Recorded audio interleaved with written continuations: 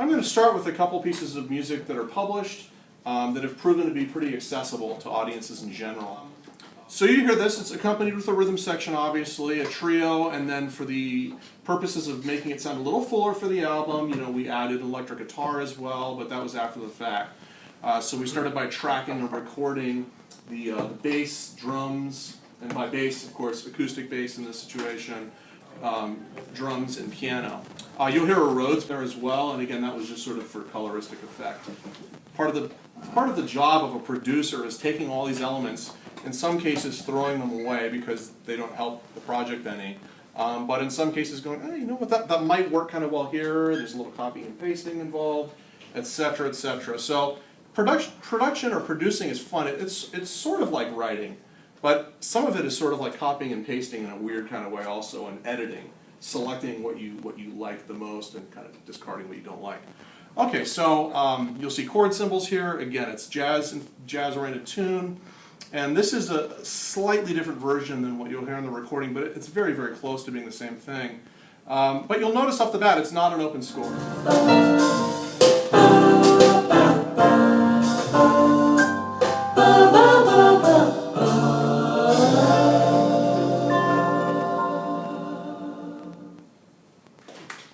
So when you write a chart like this, it's in that wheelhouse where you think, I might be able to get this published. In this case, it's a publisher called Sound Music Publications, and they're based up in Washington, up near Seattle. They asked for a description.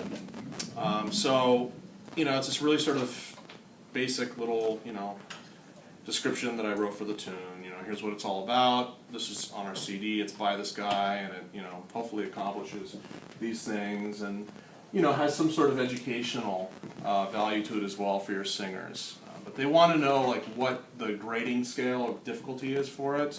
So in this case, it's level 3, and I believe that here somewhere. Sorry. That's okay. I've got their difficulty chart from their website. So intricate harmonies, intricate rhythms, use of 3 to 4 part writing, average vocal range involved accompaniment parts. On the whole, it really goes somewhere between 3 and 4. It's not a difficult piece of music. Okay, I'll play for you guys right now what something that's grade 6 would sound like. And again, these tend to be labors of love, I think, for the most part. I mean, I know that you know this from experience too, probably. Where we write something that we might only hear a few times in our lives, but somehow it's a piece of music it's special to us, but we're unbridled and we want to explore the harmonic limits. So this would probably be a good example of that. It's unaccompanied, it's a cappella. Usually if you're making a demo for something like this, you also want to include what's called a double track to give it a fatter, fuller sound. We can do that using software and plugins these days, but there's nothing, like Professor Towner said to my class the other week, there's nothing like a real multi. It just sounds authentic. The Singers Unlimited come to mind, for a group that would sing with that really sort of lush, fat sound, because they would go in after the fact, after their basic pass, and double everything. What you're going to hear is 2 singers.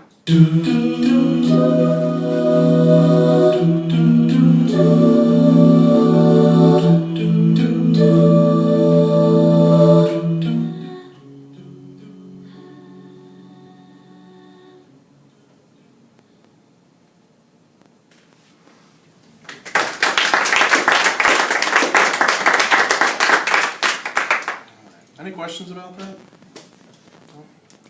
This is difficult. It's not an easy piece of music. No question about it. Sure, How long did Jeff. that take you to write? A while is the answer, because the person who commissioned this wanted it to have a really specific flow with holds, and I wish I had the scratch file that she made for me, but she just sang it like a cappella as a soloist, and she said, I want the timing to be exactly like that. That's a tricky thing to notate timing exactly like that, because you've got certain fermatas in certain places and time signatures that have to accommodate certain chord progressions, and it was challenging that way. So I didn't answer your question at all. But this one... Are you talking like 2-3 weeks or like 2-3 months? No, not months. I don't think months. No, I think I did this over the summer once, and it was probably intermingled with other projects, but I think it was all pretty much done within a month. I mean, but it's not like it was the only thing I was working on. Anything else? It's a good question. Yeah, Christian. What pitch correction do you use in it? For that, for example, that was in the dark ages of Digital Performer having pitch correction built into it. That would have been DP like 4, I think. Digital Performer is a platform that's a DAW, digital audio workstation, that a lot of film composers would say is the best one out there for film scoring. A lot of people use Logic, a lot of people use Pro Tools, but Digital Performer historically has been very film scoring centric. That did have some pitch correction in there. How long did it take to record the demo? Yeah, so that's what really takes a lot of time, because you're stacking. Not only are you stacking, but you're doubling or sometimes tripling these things as well to get a really fat sound. Again, we can do that artificially using plugins now. It still doesn't sound as good. All right, so Santa Baby. You guys know this tune, the Eartha Kitt thing? I tried to throw in as many of her inflections, which are golden, as possible. And yeah, I think UNC ended up publishing this one. I don't want to do that. There we go. Okay, You're used to your office computer. What's that? You're used to your office computer. I am used to my office computer. All right, here's Santa Baby. Again, it's a flivver compared to what you just heard, but it's a lot easier to get something like this published. Okay, this is a student group from Cal State Long Beach, circa 2008, probably.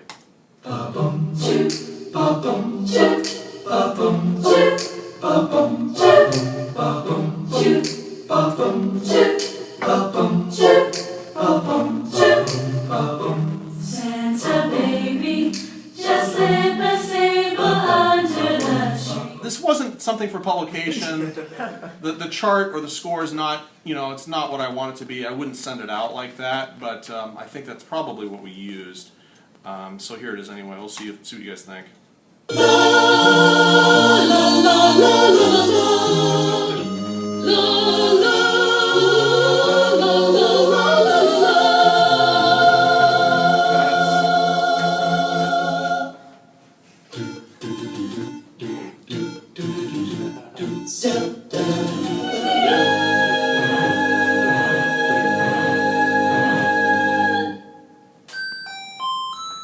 get the lights.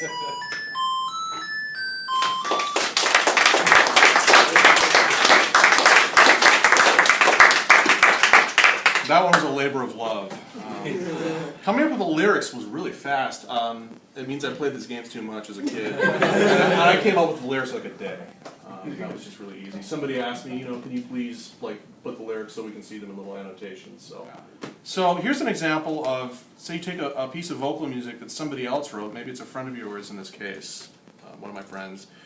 The idea here is that we did 2 versions of this, and it was like pulling teeth as a producer for me to try to get use this sort of drum groove module we've got in here now. You should all try using it. It's called Stylus. It's really cool, okay? So the big difference between these 2 versions is Stylus, okay? Let me see if I can pull these things up kind of side by side with each other.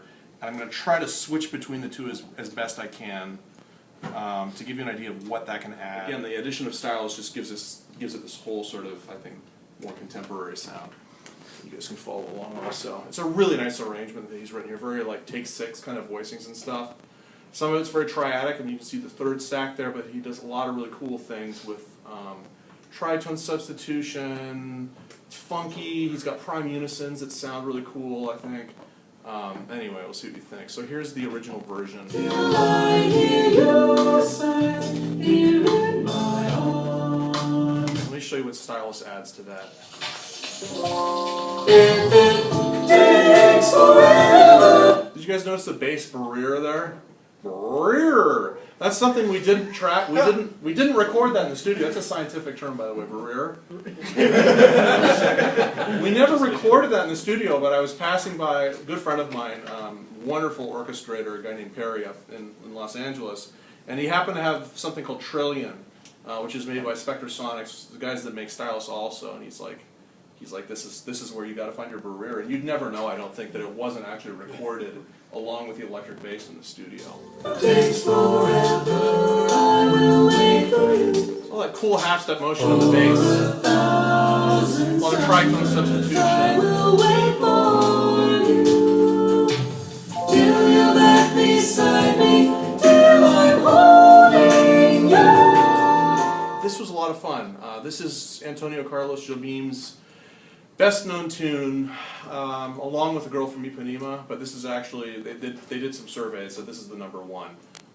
So I thought this is something that's accessible, it's published, and it seems like the audiences seem to like it too. It's kind of conversational because you get sort of a back and forth between the parts. Okay, so again, we've got sort of a little description here that you provide the publisher with. This is something on the style of the tune, and then ultimately, the translation is really the hard part with this one. So I actually put together some MP3s so that the groups could like be able to pronounce all this stuff because it's in Portuguese. So for example, to get this.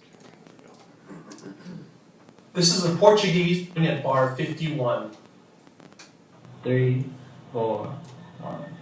É peixe, é gesto, é uma prata brilhando, é a luz da manhã, é o tijolo chegando. Bar 55. 3, 4, 1. É a lenha, é o dia, é o fim da picada, é a garrafa de cana, o estilhaço na estrada. Here's what the tune sounds like in the end, the arrangement that is. Where's the vocal score? Really lucky to have a wonderful guitarist who plays really nice, acoustic guitar on all these sessions too.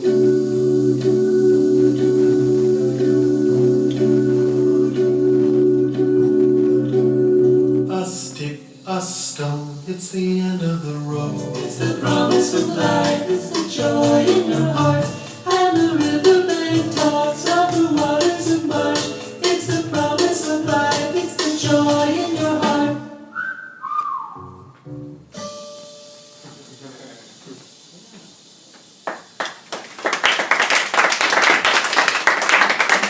Tell you what, maybe they can see me afterwards. Would that be okay? If they have questions. Yeah. Awesome. So here's a chart that I'm like one of the most proud of, I guess I would say, but it's incredibly difficult. And I wrote it specifically for Christine Guter's group at Cal State Long Beach, which has won. Up until this year, they've won the graduate category in Downbeat magazine for large vocal jazz ensemble for the last 6 years, which is a lot of years in a row. So, you can write this kind of stuff for singers like that. Putting this all together was interesting. They rehearsed it to get the phrasing correct, and then they asked me to do what's called beat mapping to find all the tempo changes that they seem to love in their rehearsal so much. Which one is this? Okay, so this is just the piano and click track. Again, that gives them a reference in their headphones when they're listening.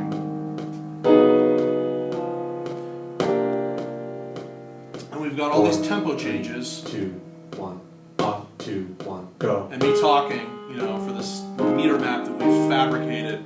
And we fabricated it from this rehearsal that they had. It just goes through the form one time, which is pretty common for a ballad, or perhaps you go through the form and then maybe there's something improvised and then you come back to the bridge again, or the B section.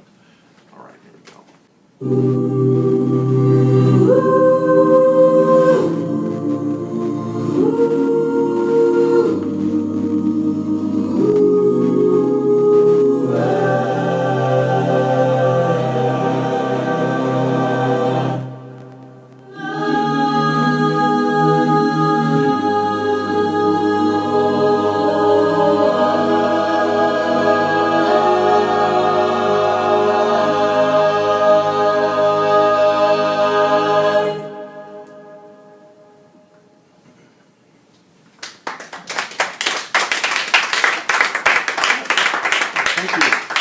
Questions before we all take off? I'm not familiar with this notation, check mark above the staff.